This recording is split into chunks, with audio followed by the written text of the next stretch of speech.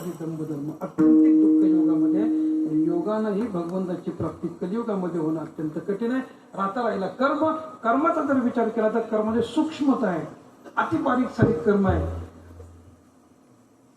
आचमन करताना हातामध्ये पाणी किती असावं हे शास्त्र सांगतं ना. कर्म सांगतं किती पाहिजे. उडदाची डाळ भिजल एवढंच पाणी हातामध्ये घ्या, त्याच्यापेक्षा जास्त किंवा कमी झालं तर दारू पिण्याचं पातक लागतं नाही का. हा मग आता मला सांगा, प्रत्येक वेळेस आचमन करताना आपण काय ड्रॉपर घेऊन बसणार आहे? अहो ते आचमन सोडा. आता पंक्ती बसल्यानंतर आपल्या वारकऱ्याची पद्धत आहे, पाणी फिरवावं पानाला आणि मग कुंडलिकाचा गजर होतो नाही का. मग हातात समोरचा वारकरी पाणी घेतो म्हणून आपणही पाणी हातामध्ये घेतो. पण ते पाणी किती घ्यावं हे आपल्याला कळत नाही. त्यानं घेतलं म्हणून आपण घेतो. अहो आपण पाणी एवढं घेतो की आपल्या हातातल्या पाण्यानं दुसऱ्याची पत्राळ होऊन जाते. तरी हात थांबत नाही, ह्याला कळतच नाही ना ते त्या गोष्टी. म्हणजे कर्मामध्ये सूक्ष्मता आहे, कठीणता आहे. आणि म्हणून कर्मे धर्मे नव्हती चांग अंग पतन ह्या एकाही मार्गानं कलियुगामध्ये देव भेटलच याची शाश्वती नाही. मग नामदेवात म्हणतात तेने तुझी प्राप्ती, म्हणजे तेव्हा तुझी प्राप्ती आम्हाला सहज झाली. मग काय केलं हेच अभंगाच्या पहिल्या चरणात सांगतात. जन्मोजन्मी आम्ही जोडलेली भक्ती तेने तुझी प्राप्ती झाली देवा. विडोबा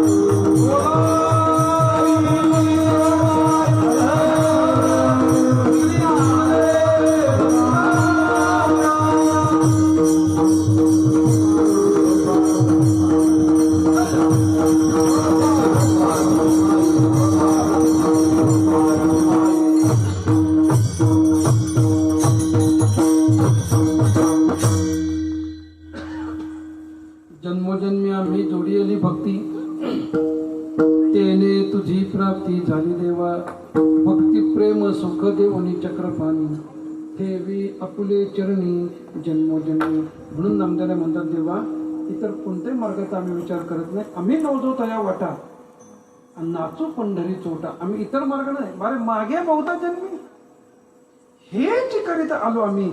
इतर मार्गाचा अवलंबन आम्ही केला नाही आणि ते करणार नाही. पण तुझी प्राप्ती होण्याकरता भक्ती हा मात्र आम्ही मार्ग अवलंबला. भक्ती पंत बहु सोपा पुण्य नागावे या पापा येणे जाणे केपा येण्याची एके खंडती. आणि या भक्तीमुळंच तेने तुझी प्राप्ती झाली देवा. ही प्राप्ती होण्याला कारण जर काय असेल तर जन्मजन्मामध्ये तुझी उपासना केली आणि त्या उपासनेचं फळ म्हणजेच तू आम्हाला प्राप्त आहे. अन्यथा देव किती कठीण आहे आता आपण पाहिलं. मग ज्या भक्तीमुळं हा परमात्मा प्राप्त झाला त्याच भक्ती प्रेम रसाची नामदेव देवाच्या जवळ अपेक्षा करतात. हे भक्ती प्रेम आहे आणि हा रस आहे. भक्ती हा रस आहे. भक्तीला काय म्हटलेलं आहे शास्त्रामध्ये? रस म्हटलेला नाही. ज्ञानोबा देखील म्हणतात आवेट गे माय भेटेना जवळचे आहे परी भेटेना.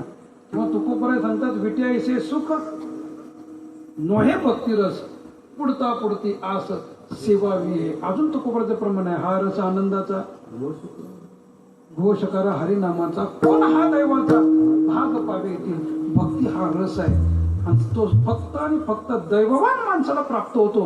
अन्य माणसाला तो प्राप्त होणं अत्यंत कठीण आहे. कोण हा दैवाचा भाग पावे येतील, हा भाग पावण्याकरता दैववान म्हणजे भाग्यवान आपल्याला व्हावं लागतं, तरच भक्तिरस प्राप्त होतो, अन्यथा मिळत नाही. म्हणून नामदेव त्याची अपेक्षा करतात की भक्ती प्रेम सुख देवनी चक्रपती, देवा आम्हाला हा भक्तिरस प्राप्त करून द्या. रसाचे अनेक प्रकार आहेत. तुम्हाला आम्हाला माहित असणारे रस म्हणजे आंब्याचा रस, ऊसाचा रस आपल्याला माहित आहे ना. याच्यापेक्षा जास्त रस आपल्याला माहित आहे का? छे आंब्याचा रस अतिप्रिय